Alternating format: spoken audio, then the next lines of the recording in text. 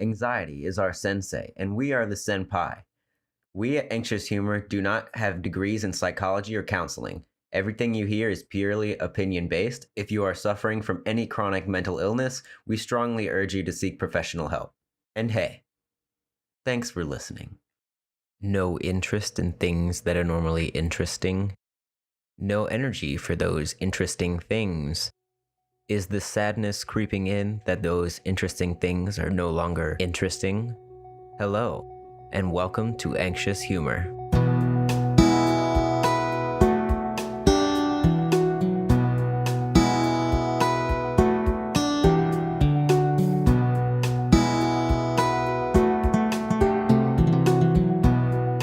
Today, we will be having a little chit-chat with our good friend Morgan about her personal experiences with social anxiety and how it affects relationships with her friends. We also discuss her opinions on prescription drugs as well as personal experiences going out in public with social phobias. Hello? Hey, What's going on, dude?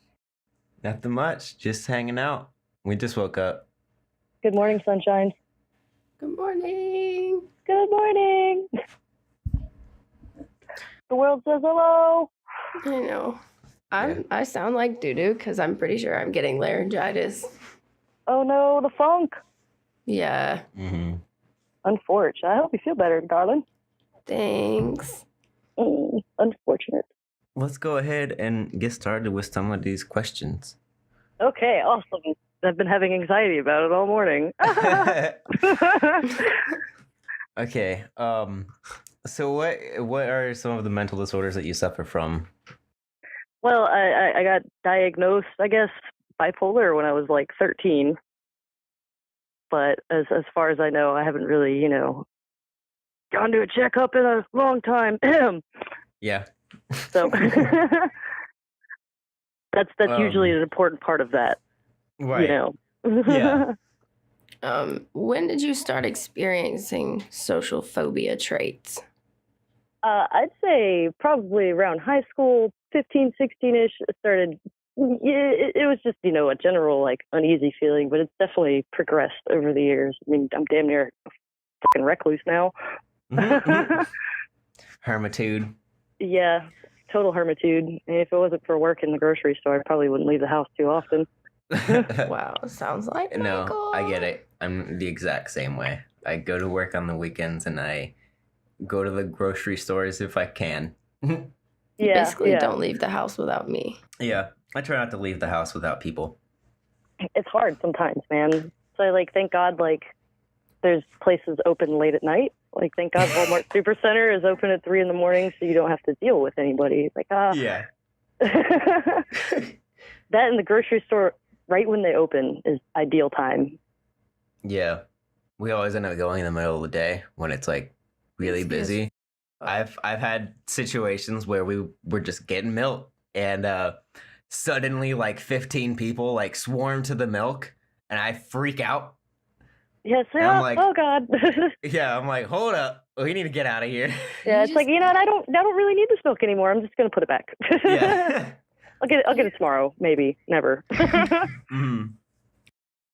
I know that's exactly. I always go first thing in the morning because there's never any other customers there, and the people that are working there usually don't want to talk anyway. So it's like, oh yeah, how you doing? Yeah, okay. I feel like most third shift workers at grocery stores don't want to talk to anybody anyway. Yeah, I can attest for all third shift workers everywhere don't really want to talk to anybody. So did you know what anxiety was when you started feeling the uneasiness or anything like that? Absolutely not. I just kind of figured everybody felt that way, and I understand that's a completely fucking way to think about it. Yeah. And stuff. But I just assumed, hey, if I feel this way, then, 9 out of 10 other people probably feel this way too. Which is, for the most part true, even for people with anxiety. So, I mean, it's not the worst assumption you can make. Yeah, I mean, I guess it's not. And, it is a surprisingly common thing, in various circumstances. Yeah. But totally an asshole point of view. Oh, yeah. And you aren't taking any medications for anything at all, are you? No, no. I take a medication for my heart, and that's about it. Right. Same. Are you on like Yeah. blood pressure medication or something like that? Yeah. Well, kind of. Like, keeps Kinda. it regulated. Right. Same. Yeah, it sucks. Yeah. The anxiety definitely doesn't help with that, right? Right, exactly. It fucking sucks. Because when my Yeah. blood pressure starts dropping, my anxiety is like, you're going to die. Here we Yeah, go. exactly. Like, oh, this is it. You know, this is going to be the one. I'm about to have a heart attack. This is it. I'm done. Exactly. falling Every out. time. Every time. Yeah, it's terrifying. So what are your thoughts on taking medication? Like, how do you feel about medication and prescription drugs? I think the medication and prescription drugs, they have their place in therapy, no doubt. It definitely helps, especially in the initial, like, stabilization. But ongoing, you definitely need different kinds, different exposures and different therapies to really get, like, a full, comprehensive grasp on it. You know what I mean? Yeah. Yeah, I totally agree. I feel like it's among other things, medication can help. But I don't think medication necessarily by itself can 100% help. Exactly. It must be in conjunction with other routes as well. Yeah, you're still gonna feel all the anxiousness even when you're on medication, especially for the Exactly. first couple of months while your body's getting used to the medication, or whether you're trying to find the right medication for your brain. Exactly. There's a lot that goes into it, you know, and you do get used to it over time, and then it becomes less effective as well. And that's why you need external therapies to Yeah. kind of assist in that. What kind of situations trigger your anxiety the most? Like, do like going to parties make you more anxious than like Oh yeah, going to pretty work much. or something? Work isn't too bad because I work third shift and I only have like Right. one other direct coworker, so it's not too terrible. Right. But definitely, like, any situation where there's more than like 3 or 4 people in my direct vicinity that I could make eye contact with, and that's another thing. Eye contact is like a really terrifying thing now, and it never used Oh to my be. God. I know. I'm glad I'm not alone out there with that. Like, it's become almost like a phobia. Even like staring eyes and like movies and stuff like that starting to give me the heebie-jeebs. Yeah. It's like, but yeah, definitely scenarios where there's a lot of people and a lot of people I don't know. I fucking hate meeting new people. I'm really bad with names too, and that gives me way more anxiety. Oh yeah, definitely. I'm really bad at remembering names as well, so it's always really embarrassing. Yeah, it's like, hey, what's your name again? I'm sorry, I'm a total asshole now, and you probably think I'm a total asshole because you told me your name 30 seconds ago, and I already forgot because I was wigging out. Yeah. It's like, oh damn, no. meeting new people. Yeah, that's why I have to say I always ask people whenever they tell me their name. I always repeat it back to them. Does that help with you? Because I'll do that and I'll still forget. Yeah, it does. It does? Yeah, because normally, like with me, I have really bad hearing anyway, so I have to make sure that I'm hearing the right name anyway. Yeah. That's why I always repeat it to them. I'm like, is your name? Are you sure your name's this? And they're like, no, it's this. It's not Smitty Werben Jaegerman Jensen. It's John. Yeah, like, what the hell were you thinking? Do you do it like multiple times? You're like, oh, hey, John, it's nice to meet you, John. How you doing today, Yeah. John? Yeah. Kind of hammer it in there. I'm going to have to try that next time. So does being around people that you know make you feel more comfortable being in social situations? Oh, yeah, 100%. Like, I'm totally a clinger. If I know, like, one person in a scenario, I'm going to be with them, like, 89% of the time. Other than that, I'll be in the bathroom hiding. Ditto. And I'll go out of the bathroom and immediately find that person and just cling to them. Yeah. No, I'm the same way. I really hate going to parties. Yeah. I love going to parties. Yeah, Rihanna's a social butterfly. I'm that caterpillar that's got the spiny things on its back. Oh my Right there with god. you, man. Yeah. I could do a small party, 3 or 4 people, but that's like pretty much everybody I know. Yeah. Circle's small and it gets smaller when you age. It Um, really, really does, especially when you're a recluse. yeah. Um, Now I've got a question about your family because even with me and Rihanna's families, both of our her dad, not her mom, has anxiety, and my mom has anxiety, and my dad's family has anxiety, but not my dad. Yeah. Um, so do you know if either of your parents have like experienced anxiety, or like is that something that they deal with? Well, my mom's a social butterfly, so I'd say she's probably on the good side. But my dad, Yeah. he won't admit it, but I feel like he definitely has some social anxieties. Like he has to be like pulled out of the house to come to family functions and whatnot. And he doesn't go hang out with friends or anything like that anymore. He just kind of Yeah. stays at home, does his thing. So I think low key he probably does, just refuses to admit it because grumpy old man. Yeah. When did you move to Washington? Oh man, it was like the very beginning of high school. I was like 14, 15 then. Okay. Okay. Hey, you were with your dad, right? Yeah, yeah, Okay. I just wanted to make sure that I was remembering correctly. yes, very correctly. um do you think you maybe like picked up on some of your dad's social anxiety traits like growing up that maybe like developed into your social anxiety? I'd say maybe to an extent, because it's also been like a progressive thing with him over the Yeah. years as well. So I think as he became a little bit more reclusive and whatnot, and that ended up being towards like the end of high school. I also became a lot more reclusive. Yeah. I feel like once you get out of high school, everybody goes to college and everybody starts doing their own thing. And if you don't go to college, or if you don't uh if you don't follow your friends or anything, everybody kind of loses touch, or like Yeah, definitely. And hell, even people like I met in college, like I barely keep in touch with them. I think I keep in touch with one person, and I made all of like 3 friends. yeah, I kind of get that. So, how do you cope, if that's a um, good word for it, with your social phobia? well, I've gotten extremely good at small talk. Oh man, I can yeah. talk about the weather for forever. Yeah, I've got that issue too. Whenever you got to practice it talking sometimes when you're a hermit.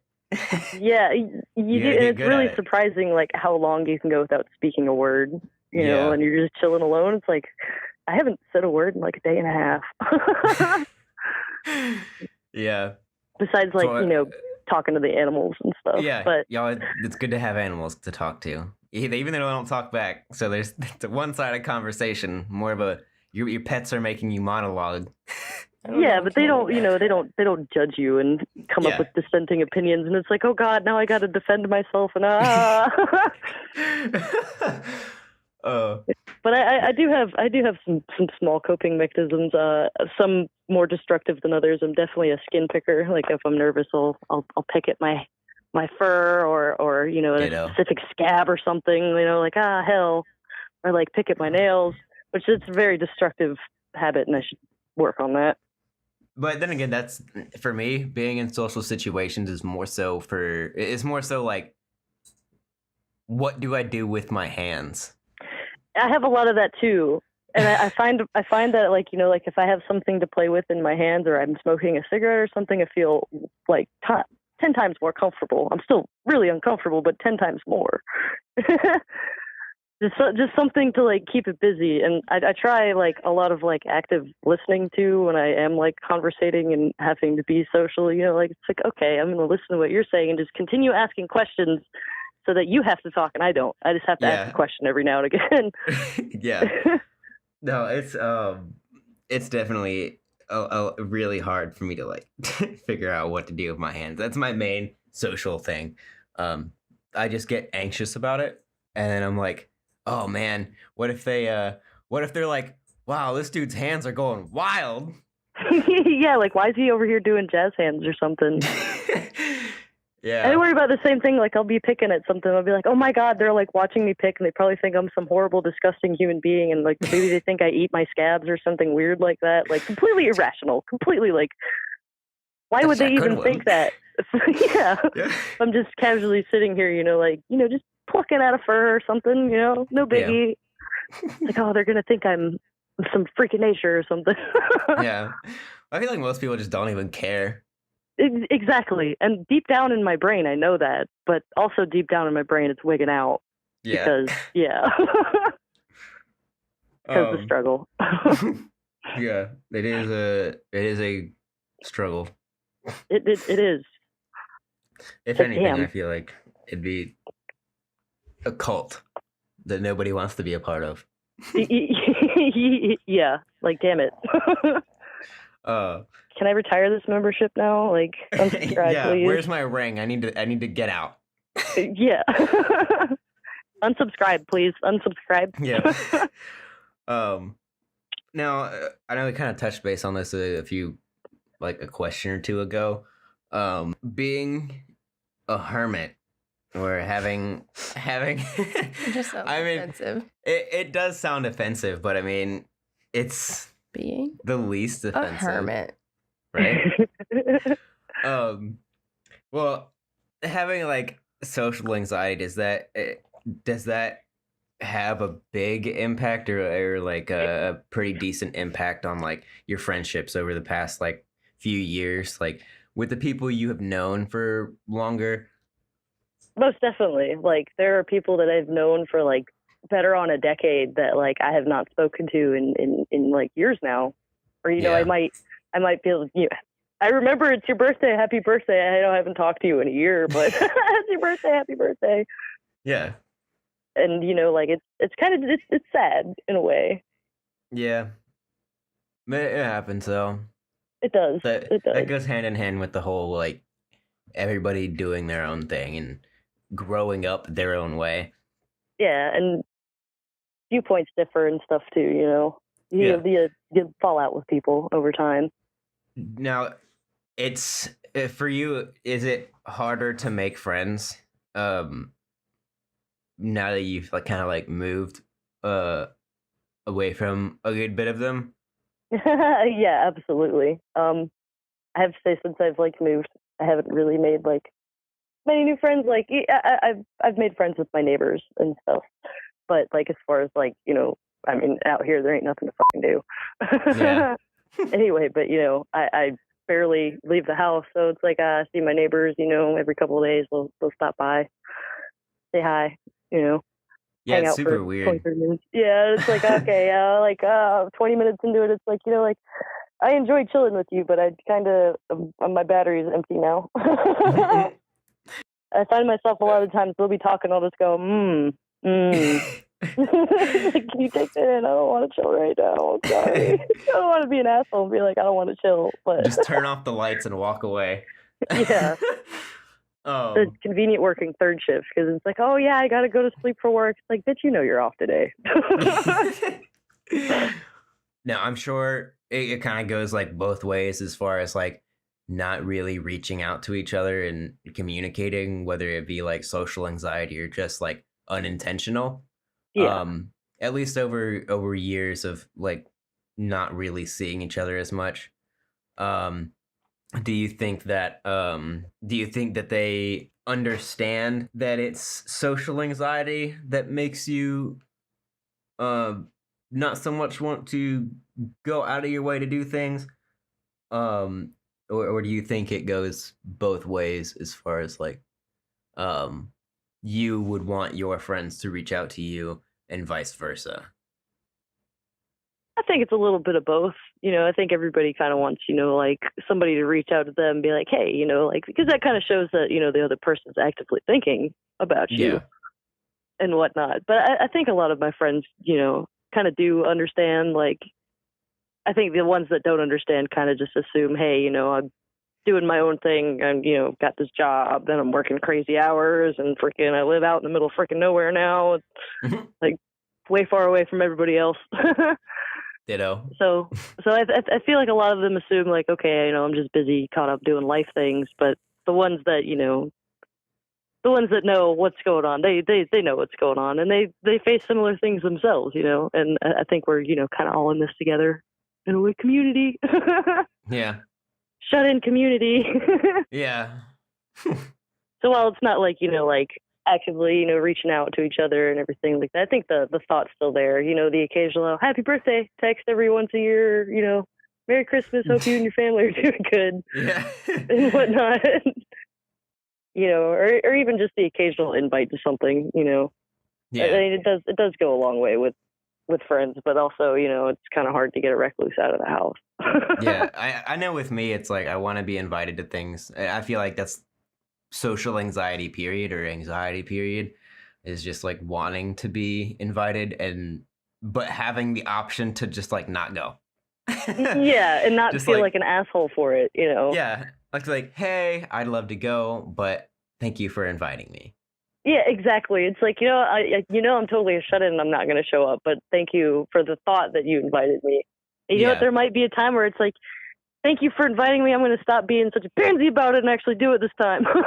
Yeah, just force yourself out. Yeah, I did that for a while. It helped. It helped a little bit. It's like, all right, I'm kind of an advocate for exposure therapy, and with social anxiety, it's kind of hard because you're forced to do it anyway. You got to go to the gas station to get something. You got to freaking grocery shop, etc. You got to be out in the world. Yeah, it's really draining too. It really is. It's like, oh my gosh, like I said, like 20 minutes, 30 minutes, like talking to somebody that's like new, and it's like, battery's drained. I can't talk about the weather anymore. And God forbid you stumble across some heated topic. It's like, oh, what can of worms have I opened now? Yeah. Oh man. Like politics and religion, never bring them up, right? Yeah, never bring them up. Yeah, nope. It's a big no-no. Yeah. Like, you want to have a heated debate? No, I don't. Yeah, unless you're like into that topic as well, like it makes it easier to connect with that person and be less socially awkward and anxious about it. At least from my personal experience, like if I have something to talk about that's a common interest, it's easier to open up and be friends with that person. Oh yeah, most definitely. If you have like that common ground, I feel like an asshole sometimes because I'll ramble on about one topic when I clearly see the other person is not into it anymore, but I can't stop myself. Yeah. And then the social anxiety kicks back in. Like, oh damn, now they think I'm a fool. I've been spouting off random nature facts. Yeah. For like 25 minutes now. Hell. Yeah. I mean, who knew koalas slept all day? Right? Exactly. Dogs sweat through their nose, and that's why it's always wet, right? The more you know. Yeah, Renee's over here looking all like, what? I didn't know that. Yeah. See, you learn something new every day. Yeah. And I don't know about you, but like, I shut in and watch documentaries like 99% of the time. So I find myself like if I just overstimulate every other sense, like I feel a little less anxious. Yeah, definitely. That's the way Rihanna is as well. Yeah, it's like, have something going everywhere. The fan's going, there's noise. The TV's going, there's visuals going on. I got something in my hands, I'm doodling. I got tactile feedback. Yeah. Just overstimulation, which probably really in the long run doesn't help. No, it really doesn't. But it feels good in the meantime. I feel like social anxiety is a lot of paranoia as well, and less about most other things, but mainly paranoia, which sucks. Yeah, it really is like completely irrational paranoia most of the time. It's like, is that person staring at me? Probably fucking not, honestly. But you're going to think that they're staring at you anyway because their head is just vaguely turned in your direction. And, like they're most definitely like talking to somebody else and staring at them, but you can see their eyes, so definitely they can see your eyes, and yeah, you're just walking past the other side of the person that they're talking to and looking at. Yeah, walking exactly. Behind the general direction that they're staring. Yeah, but they're definitely staring at you. Yeah, definitely.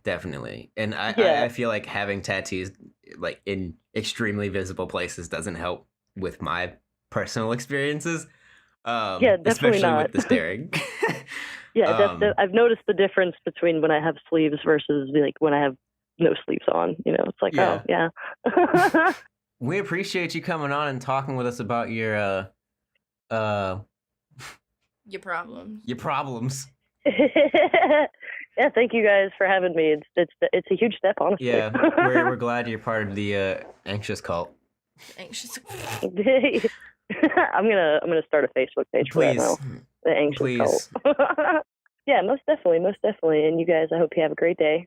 Enjoy it out there. It's supposed to be nice. There I go talking about the weather. Yeah. All right. Well, thanks again, you guys. Y'all have a good one. Bye-bye. Take it easy. Bye. Thanks for listening to an episode of Anxious Humor. This episode was produced by Michael Harkins. The voices of Anxious Humor are Michael and Rihanna Harkins.